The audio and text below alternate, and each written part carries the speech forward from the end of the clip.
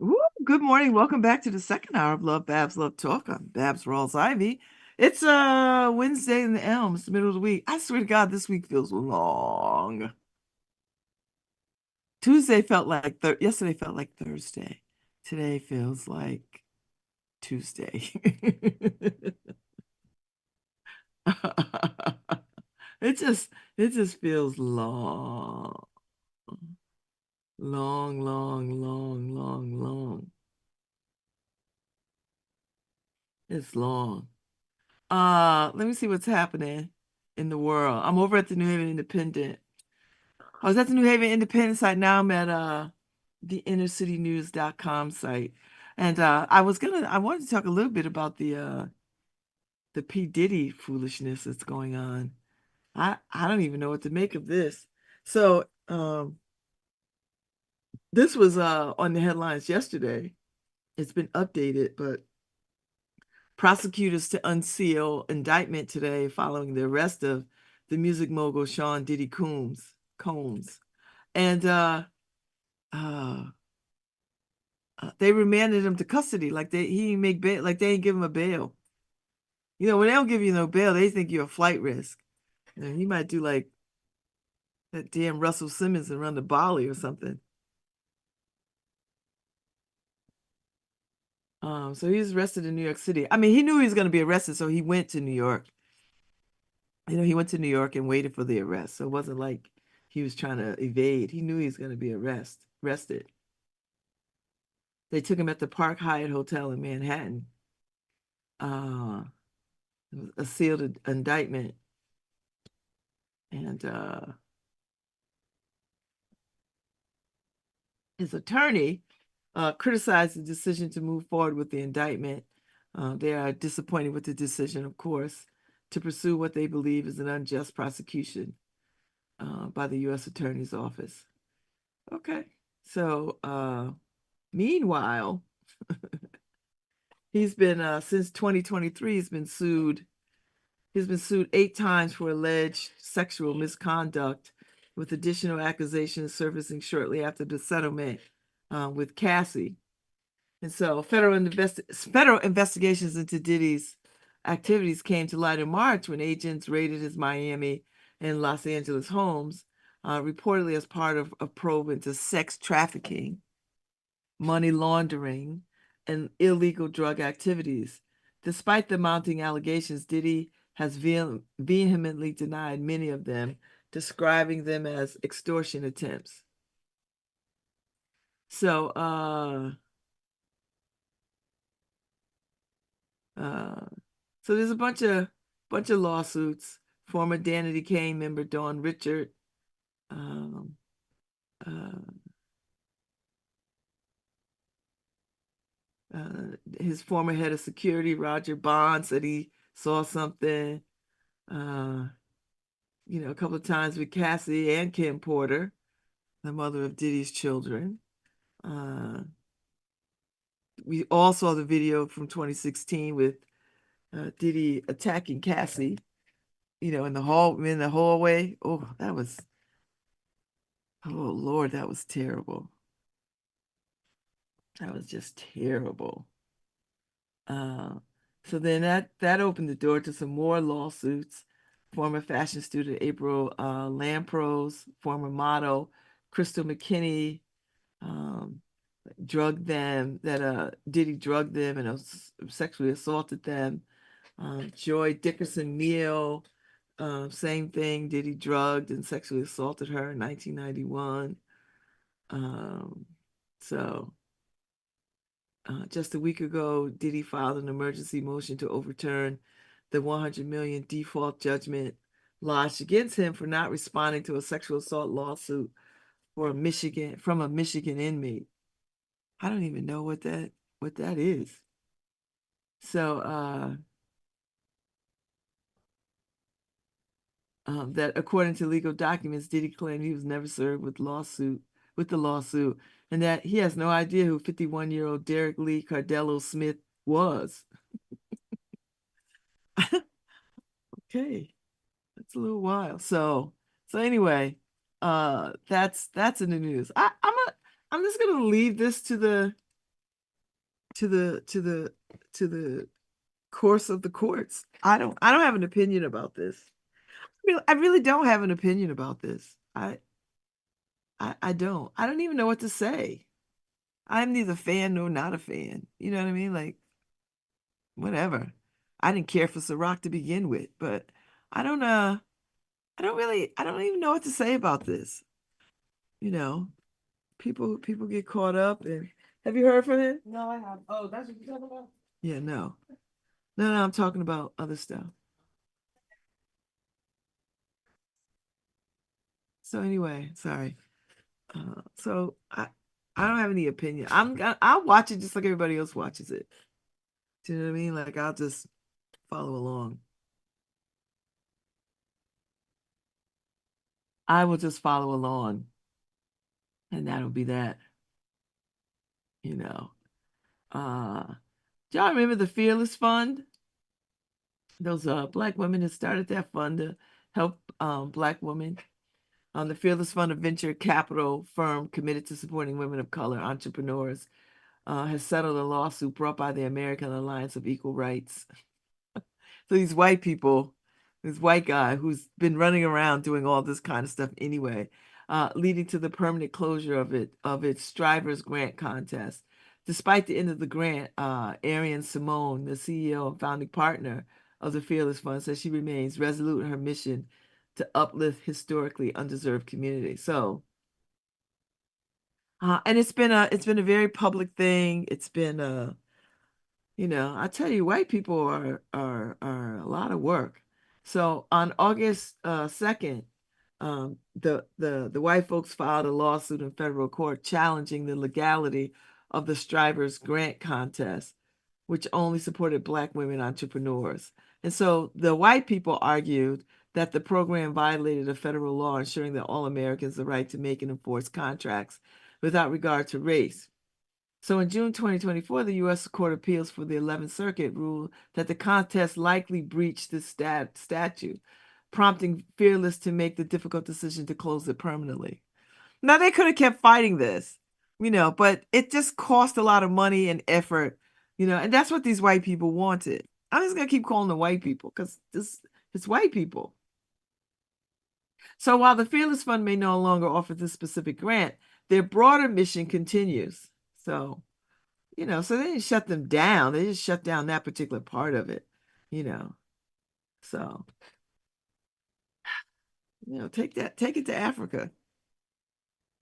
Take it to Africa and let Americans apply. And then, because them rules won't apply over there, you know. And I'm sure they don't got them kind of rules on the continent in one of them countries. Just saying, it's just white people foolishness, you know. So, just white people foolishness. That's all.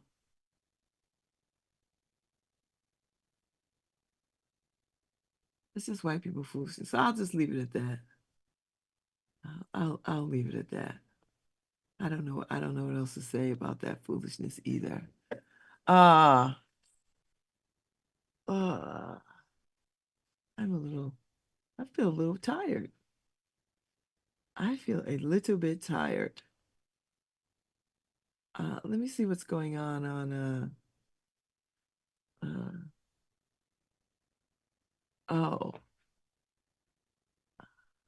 Chris, y'all know Chris Bethune, local. He's got a he's got a he's got he's got a series, Divided Loyalty, coming up. He's gonna be my guest next week or October 1st. He's gonna be my guest. I can't make it.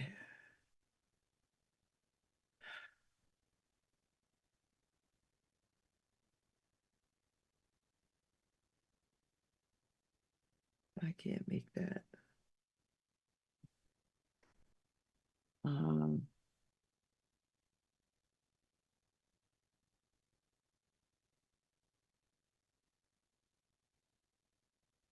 so anyway, I'm sorry. Um, Chris Bethune is coming on. He'll be on my guest next week. He is Jerome in the upcoming series Divided Loyalty, which was penned and created by Stephen Rashan, which will air on Tubi this fall, 2024. So he's going to have a red carpet premiere hosted by Mr. Bethune Enterprises on Saturday, October 5th at 6 o'clock at the Canal Boathouse on the waterfront in New Haven. So that should be fun. That should be fun. I am going to be on the red carpet, hosting the red carpet for them. So it'll be fun. I like that kind of stuff. So if you're around or get invited, come. There's a lot going on that whole day. That whole day, there's a lot going on. That whole day. That is the day of the Delta Gala. And on Friday, the New Haven Alumni Chapter President Katrina will be on. Oops, that's the wrong month. She will be on. Let's see, when is she coming on?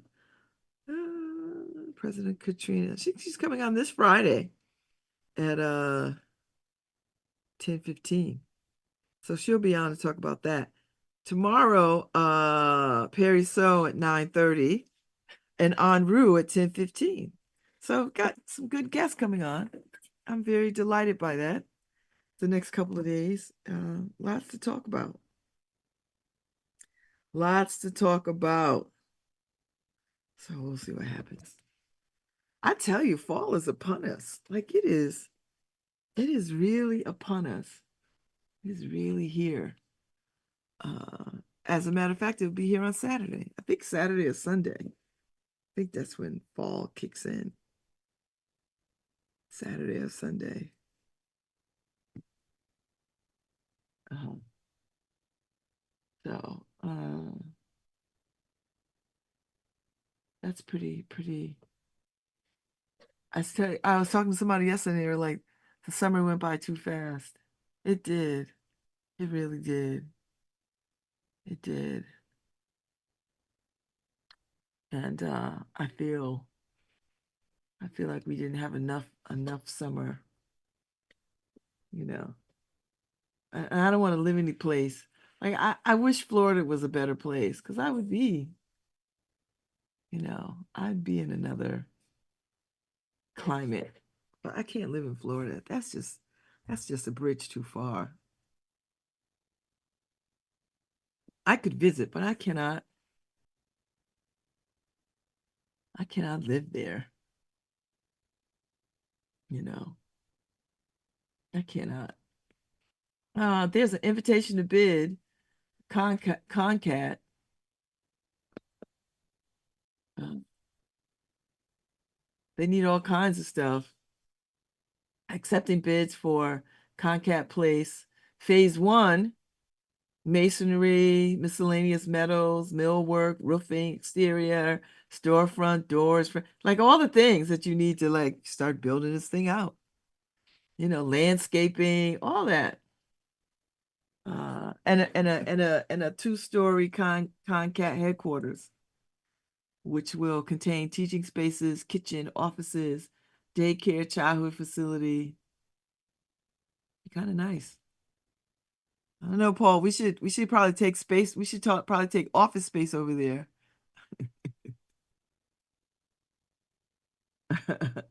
We should be one of the first ones to move over there. Set up a studio or offices. Didn't have an independent WNHH radio. I'm telling you, it would be nice. If Nora wants to come. Uh, it's that kind of vibe, you know. Anyway, there's a piece up. I guess Massey is running against Rosa DeLauro, and they kind of split on SNAP in schools and all this other kind of stuff. I don't know who Massey is. I think people should run. Is he running as a Republican? Because that is not going to fly not one bit.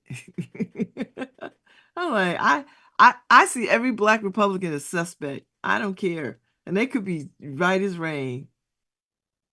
Yeah, he's a Republican. Yeah, no, I don't got no language, words, or time for you, bruh. He's a Trump supporter too.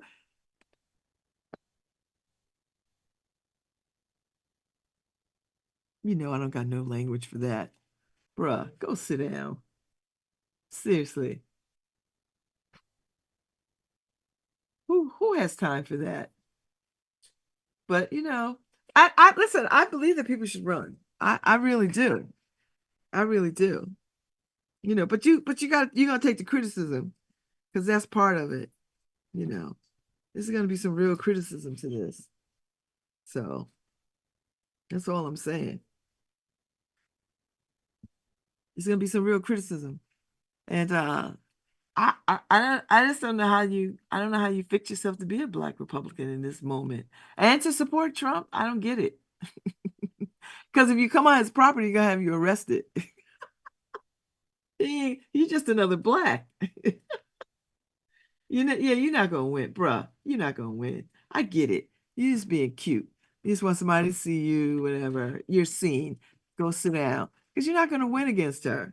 I mean, you're just not, you know. Yes, you know what, Ife? I was wondering about him. They oh no, he didn't write that book. Child, listen, if he don't go somewhere and sit his listen, you couldn't even make a go of your own business. You got time to run for office under this foolishness, but you don't got time to run your little black store. And people were excited about this thing until they weren't. Child. And then he wrote this book, A Good White Woman. Brother, if you don't go sit yourself down somewhere, and he got a whole black ass wife, which I don't understand none of this. I, listen, better you, Paul, than me, because I couldn't have that conversation. They lives in the basement where? Of the building? Oh, child. He just playing. He is playing. He really is just playing, you know.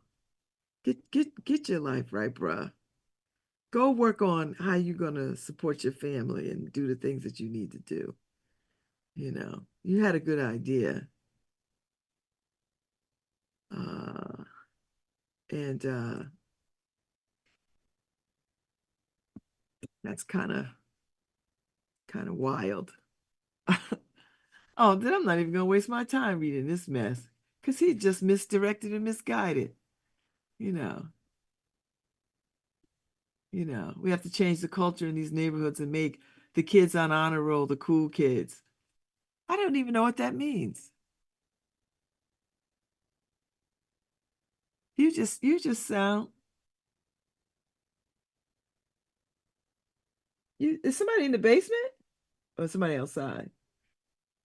Oh, somebody's outside. I was like, who is talking? It's outside. So yeah, I don't, I don't know. I don't know. I don't know. He might raise some issues. I don't know. I just can't hear them beyond him being a Republican. Be nice. Why do I have to be nice? Why do I have to be nice? Listen, I'm gonna tell you, this is the moment of stand up and be on the side. I'm not going to support a black Republican for nothing. Not unless they disavow themselves from the foolishness of the moment. And they don't seem to be doing that. They don't seem to be saying this is not the party that I want to be a part of, and I'm gonna do everything I can to change the nature and timbre and tone of this party. No, he's not doing that. What he is saying is, I'm align myself with this fool because I'm a fool because we're fools. And that's it. So I there's no nicety in that because this is too dangerous. Because this black man means no black people goodwill. That's what is at the heart of this for me. This black man does not mean any black people goodwill. So I can't support this mess. I'm not going to entertain it. I'm not going to be nice. I'm not going to try to hear something that is not there. Like unless he denounces that foolishness, I can't there's no conversation here. There's no conversation. there's no conversation, uh and then you situate yourself in the black ass community, and this is what you say. You put yourself in the black community, and you want people to come to your store when they know that the Trump administration has never been a foe, has never been a friend to black people ever. Stop it. Stop it. Stop it. I can't hear it. I can't hear it. You know, I can't hear it. And Republicans, they feel like it's their right to keep penalizing poor people as if poverty is some kind of moral failing. It's not. There's structures to this thing. There's real structures to this. And the structures are such that they are designed to be insurmountable. They're designed to be insurmountable. So it's working. To shut people out, to keep people out, to keep people low, to keep people not trying to rise above. I don't know.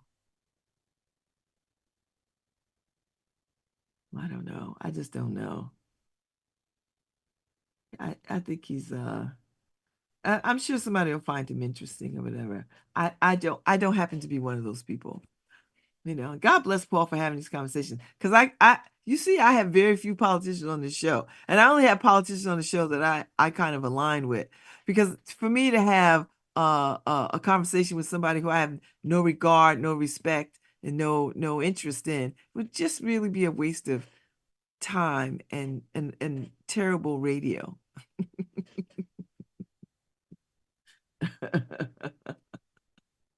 That's all I'm saying. I would I just wouldn't do well, you know. I just wouldn't do well. So I just leave it at that. I just leave it at that. And God bless Rosa DeLauro for entertaining fools. But she's a politician. You got to do it. You got to do it. So we'll see what happens. I mean, he's not going to get anywhere with this. You know, everybody's just going to look at him and listen to him and roll their eyes.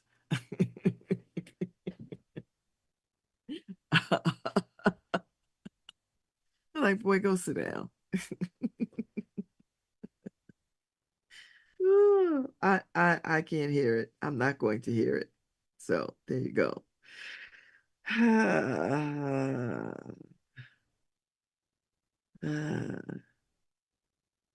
Yeah.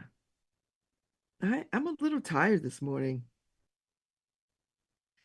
I've been working out. I'm not going to the gym today. My stomach is a little topsy-turvy. I do have a 1:30 meeting, and then I gotta uh pick my date for the LSAT in October. So try to do it in the morning. So much to do. Like, oh God. It's one of these days where you just have too many things. Too many things going on. I don't know. Did she invite us to come by this evening? I don't know.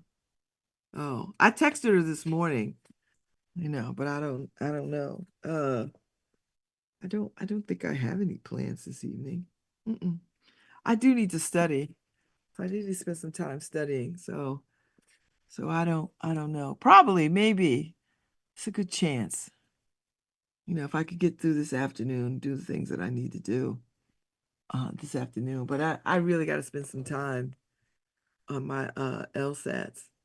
I texted her this morning, sent her a message. It was early though, because when I found out yesterday, I didn't want to announce or say anything yesterday. I was like, well, she'll tell people, Then I mentioned it to people this morning, uh, which was fine. I actually, if y'all don't know, Jackie Buster's mom passed, Jeanette Thomas, and I knew her. I served on my very first appointment was to the Commission on Equal Opportunity, which is the oldest civil rights commission in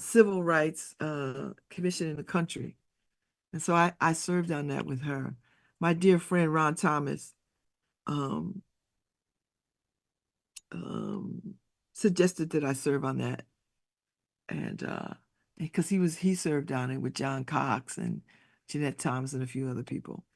And that's where I learned about Davis Bacon, three quarter. That's where I learned about contract language. Uh, I, I I learned contract language and independent contract language around construction. You know, um, it was very fascinating to learn that because that's where all that kind of stuff is housed. Where the rules are for uh, bids, contracting, independent, third party. I mean, all the subcontracting, all of that. That's where the Commission on Equal Opportunity. Um, that's where all that stuff lays and how is sustained. And so that was my very first board appointment by the mayor. And I learned a lot. It was a lot to learn, I must say. And construction is his own world. It's his own world. And it's very tricky. Uh, and the way that bids are done, the way that bids are advertised is a particular way, the way subcontractors are hired. Um, it's a very white boy driven system, and black folks have a hard time making inroads into construction uh, uh, jobs as construction companies, as contractors, and so oftentimes they get to become subcontractors on these jobs, and it can be a little challenging. So, a little challenging, a lot challenging. Uh, so it's been interesting to uh to learn that stuff. So, and I did. I think I was on that commission for I think once my term I think I did 2 terms, and then I was like, I'm done, Oh, I think you could only do 2 terms or something, whatever it was. But it was very interesting. So anyway, I served with Miss Thomas, and she was a pistol. She was she was a pistol on that board. Like, okay, girl. She would ask them hard questions, and she would, and she wasn't a tall woman, and she'd be, we'd have these here, we'd show up at these hearings, we get these hearings, like people would come before us and to the meetings talking about whatever. Boy, she would just be on that, you know. And this was before I even knew she was Jackie's mom, way before I knew Jackie.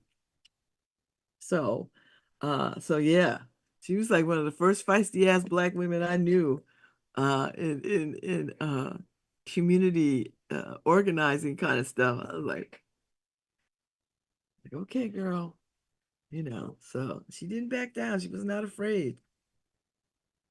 She was not afraid of people. I'll tell you that. So yeah. Um, so she's been with us for a very long time. And her will to live was amazing to watch. Was amazing to watch. So yeah, so we will gather around Jackie Buster. She lost her ex-husband, Ron Lawrence, 2 years ago. So it's been, a little rocky, a little bit of a rocky time, you know, for her. She's closing her Wild Design studio and just trying to, do all the things that she can do. So, so yeah, I mean, that's where we are. We do the best that we can with what we have, and we keep moving forward. I say it all the time. We have the capacity and ability to hold celebrations and sorrow at the same time. That's one of these moments, yesterday we celebrated Ife's 65th birthday. And today we go sit with our dear friend, sister friend, Jackie Buster, as she prepares to lay her mother to rest. And that's just how life is sometimes. We get glad tidings and we get condolences and all the things that are in between, right? Because there's a lot in between um, all of that and celebrations. And I got a piece of good news last night that just made my night. It's not mine to tell, but I am delighted by it. Oh, so delighted by it. And then, I'm ecstatic over Dr. Karen DuBose Walton stepping into the CEO role at the Community Foundation. I'm ecstatic by that. It's amazing that somebody I know gets to run that thing, and I can't wait to see what she does and how she positions the foundation, the Community Foundation for Greater New Haven, how she positions it for the future and what that looks like. Will was there for a long time and shepherded through, very tough times and shepherded through the pandemic, right? So, I mean, he had a steady hand. And now it's time for new leadership, and new leadership comes a breath of fresh air and new direction and new things to think about. And what are the new challenges facing communities from a philanthropic perspective?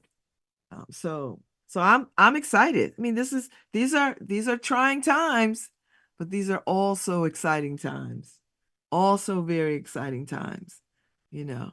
And if you look across the state, there's a lot of Black women heading up uh philanthropic organizations, which is unheard of. So I'm paying attention. I'm paying attention to these sisters and what they're trying to do in community. So, and there's quite a few of them leading and across the country too. Like, you see them and they're doing the damn thing. So anyway, I'm out, but I will be back tomorrow. Tomorrow's Thursday. Tomorrow I will have Perry So, the new maestro over at the New Haven Symphony Orchestra. He steps into the role. I mean, he stepped into the role, but the season begins on Sunday at Woosley Hall. And then Anru to come and have us talk about our ancestors and how we can uh, keep them integrated into our everyday practical lives. And I will see y'all tomorrow. So be good out there and stay dry. I'll see you later. Thanks, Harry.